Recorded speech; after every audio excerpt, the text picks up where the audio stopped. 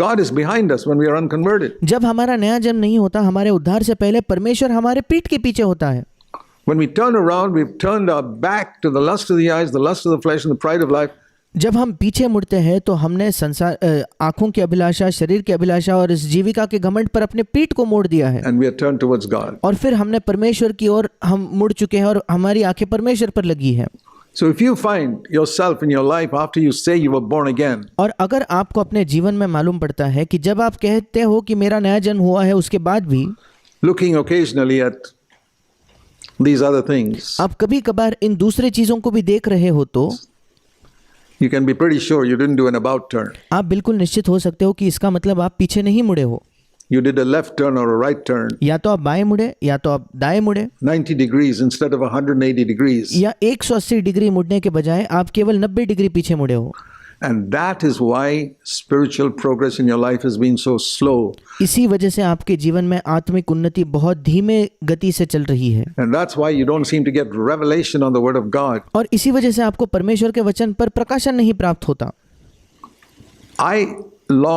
My own desire has been to get revelation on the word of God continuously, not just knowledge, मेरी तीव्र लालसा यही रही है कि निरंतर मुझे परमेश्वर के वचन पर प्रकाशन प्राप्त होते रहे।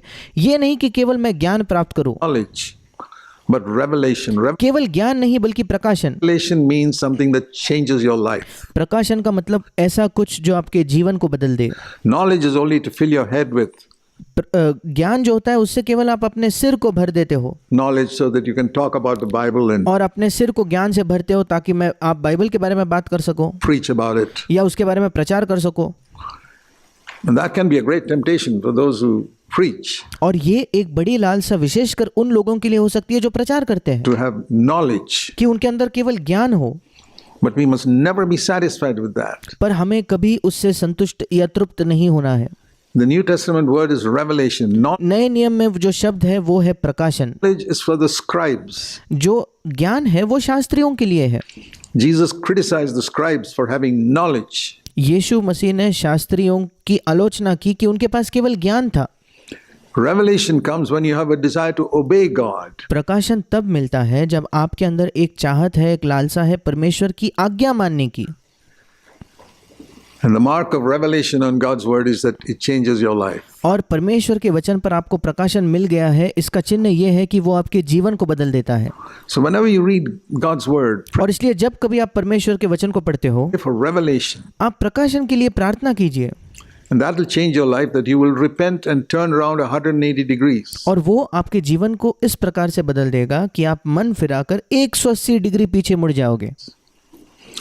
And repentance is not something that we need to do just once. और मन फिराव एक ऐसी चीज नहीं जो हमें अपने जीवन में केवल एक बार करनी पड़ती है। We need to repent constantly. हमें निरंतर मन फिराना है। In 1 John chapter 3 it says that we will become like Christ only when we come back. पहला यूहन्ना 3 अध्याय हमें बताता है कि हम पूर्ण तौर पर मसीह जैसे केवल तब बनेंगे जब मसीह वापस लौटेगा। Turn to that verse. मैं उस वचन को निकालना चाहता हूँ। 1 John chapter 3 पहला यूहन्ना 3 अध्याय and verse 2. और उसका दूसरा वचन, last part. उसका अंतिम भाग। We all know this. हम सब इस वचन को जानते हैं। We know that when Christ appears, इतना जानते हैं कि जब वो प्रकट होगा, मतलब जब मसीह प्रकट होगा, we shall be like him. हम उसके समान होंगे। That is the end of the race. ये हमारे मसीही दौड़ का अंत है, The finishing line. उसका अंतिम चरण है। Now, how do you know that you're looking forward to the coming of Christ? अब आप कैसे जान सकते हो कि आप मसीह के आगमन की बाट जो रहे हो, मसीह के आगमन की अपेक्षा आपने रखी है? I think everybody sitting here मुझे लगता है यहाँ बैठा हुआ प्रत्येक व्यक्ति who's a Christian will say, जो एक मसीही है वो कहेगा, I'm looking forward to the coming of Christ. हाँ, मैं मसीह के आगमन की बाट जो रहा हूँ। Well, here is the test. अब उसकी परीक्षा ये है, or rather, here is the proof या उससे भी बेहतर उसका सबूत, उसका प्रमाण ये है that it's not just an empty knowledge you have in your head. I mean, what's the difference between you as a born-again Christian? कि ये सत्य कि मसीह लौटने वाला है, ये आपके जीवन में केवल खाली ज्ञान की तरह नहीं है। अब आप मुझे बताइए कि क्या अंतर है आप जो कहते हो कि आप मसीह हो and a nominal Christian. What is the difference between what you were as a nominal Christian and now as a born again Christian. आप में और एक नामधारी मसीह में क्या अंतर है? या आप जब एक समय एक नामधारी केवल नाम के लिए एक मसीह थे और आज नया जन्म पाए हुए आप एक मसीह हो, इन दोनों में क्या अंतर है? Did you learn something more? Is it something that you believe Jesus is the Son of God? क्या आज आपने कुछ ज्यादा ज्ञान प्राप्त कर लिया क्या कि मसीह परमेश्वर का पुत्र है? ये आपने आज जाना है did not believe that in those days? क्या आप इस सत्य पर आज विश्वास करने लगे? और उन दिनों में जब आप एक नाम के मसीह थे, नामधारी मसीह थे, उस समय आप इस पर विश्वास नहीं करते थे क्या? Maybe if you're from a non-Christian religion, yes. But हाँ, अगर आप किसी गैर मसीही धर्म से आए हो तो ठीक है, if you grew up in a Christian home, you always believed that Jesus Christ was God. पर अगर आपका जन्म एक मसीही परिवार में हुआ है तो आप बचपन से ये मानते आए हो कि मसीह यीशु ही परमेश्वर है। So it's not a change in head knowledge. और इसलिए बदलाव हमारे दिमागी ज्ञान में नहीं आता या हमारे केवल हमारे समझ में नहीं आता।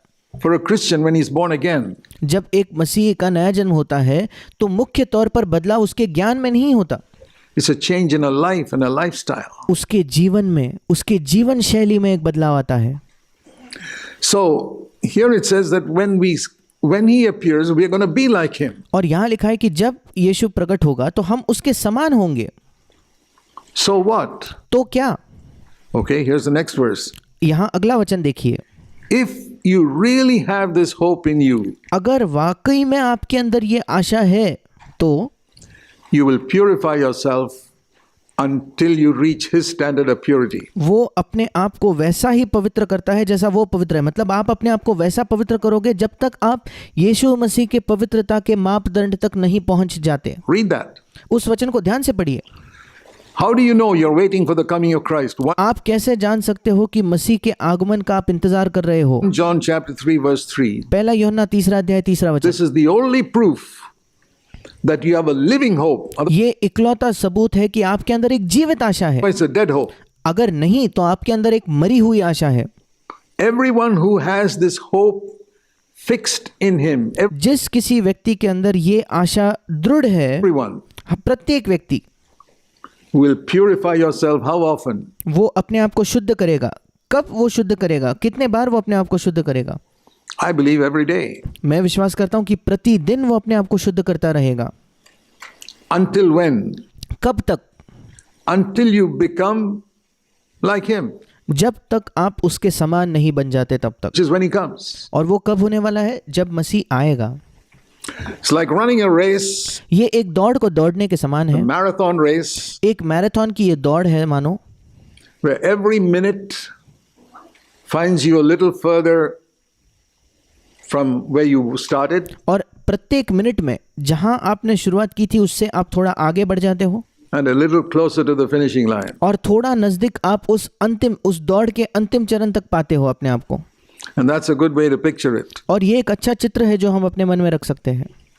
That if we are really walking with the Lord, अगर आप वाकई प्रभु के साथ चल रहे हो तो every year should find us a little more Christ-like हर एक वर्ष में हमें थोड़ा अधिक मात्रा में मसीह जैसा बनना है than we were the previous year. पिछले वर्ष हम जितना थे उससे थोड़ा ज्यादा। And the best person to ask is your husband or your wife. और सर्वश्रेष्ठ व्यक्ति जिससे आप ये प्रश्न कर सकते हो वो है आपका पति या आपकी पत्नी, Whether you become a little more Christ-like, कि आप थोड़ा ज्यादा मसीह जैसे बन चुके हो या नहीं, or others who know you well.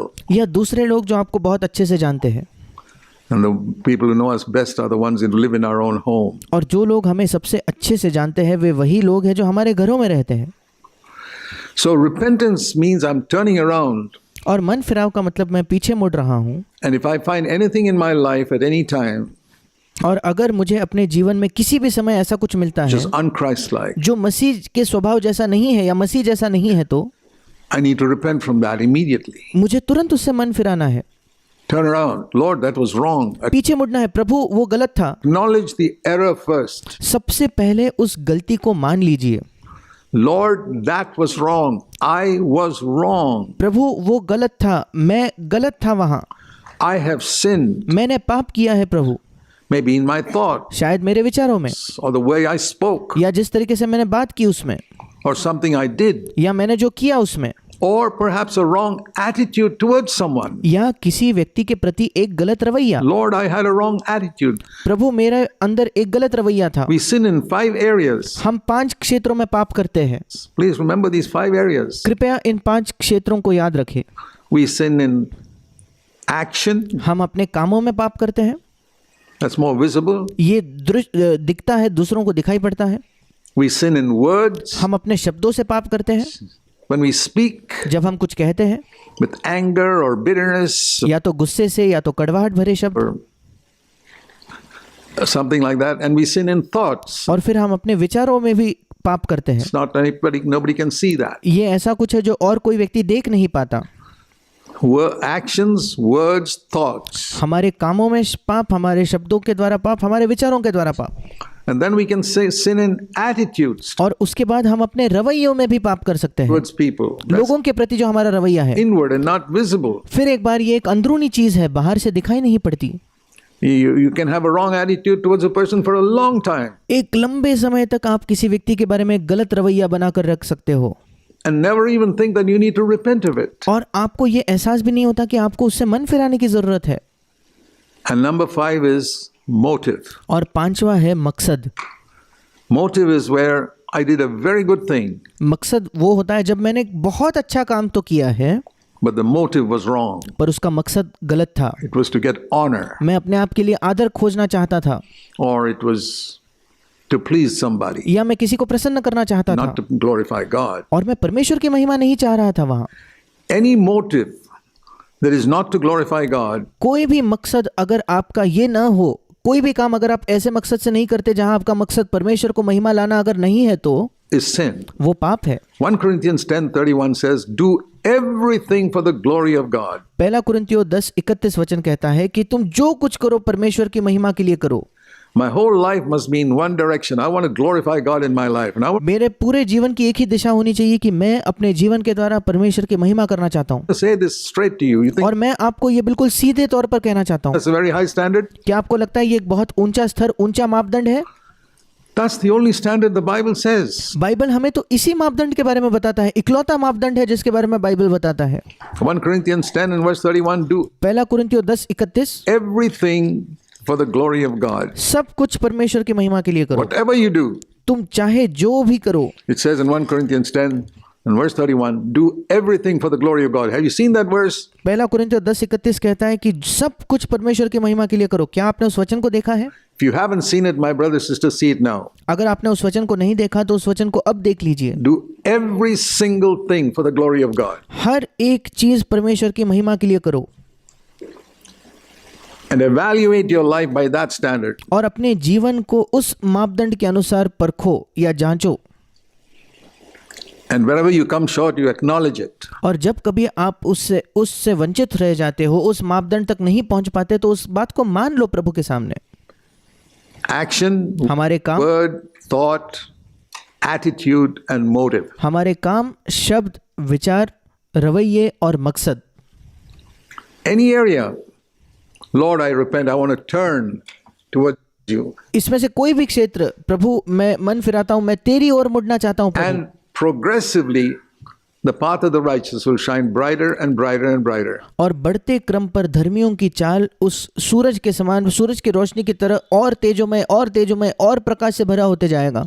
And I want to encourage you, all of you, if you have not done this, I think most of you may not have taken this seriously till now. और मैं आप सबको प्रोत्साहित करना चाहता हूं, अगर आज तक आपने ये नहीं किया है और शायद आप में से कईयों ने आज तक इसे गंभीरता से नहीं लिया होगा, Take it from now onwards. आप अब से इसे गंभीरता से ले। That is the meaning of repentance. मन फिराव का यही मतलब है। Number 1, सबसे पहले we need to repent constantly. हमें निरंतर मन फिराना है।